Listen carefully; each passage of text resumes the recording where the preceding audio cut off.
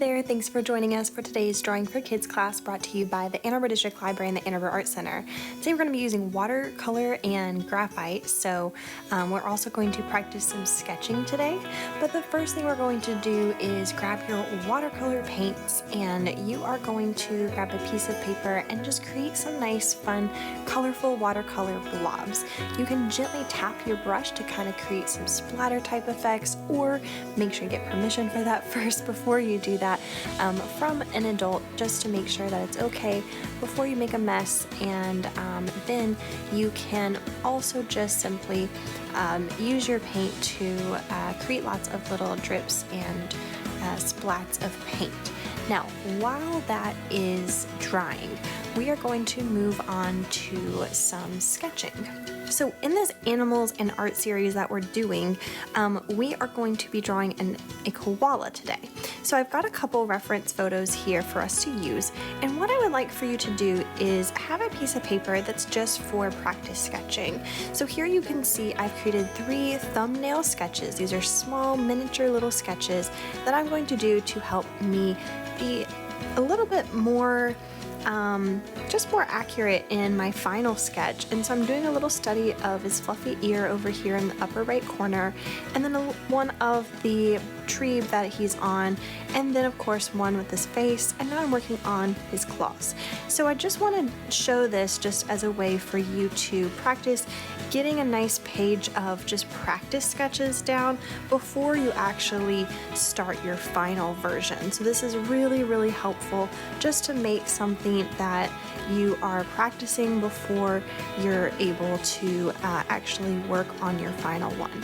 So once your paint is dry on your paper, then you can go ahead with your pencil and start drawing your koala. Now, since you've done your practice sketch, that should be helpful, but remember, look at the koala in the image here that I have, and look for basic shapes.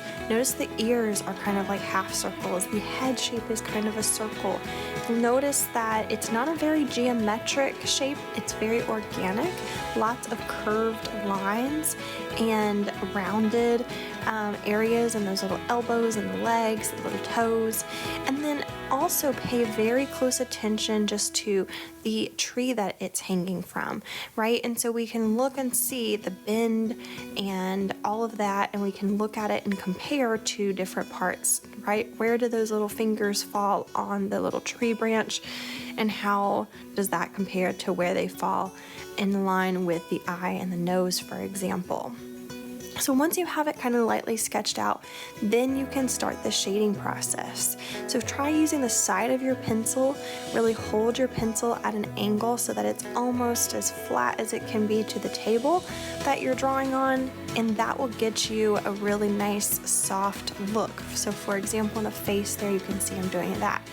Then if you hold your pencil more upright so that it's pointing up to the ceiling and down to your paper, you'll get those little, more like little lines that are great for the fluffy texture in the ears. So you can use both of those different techniques to get different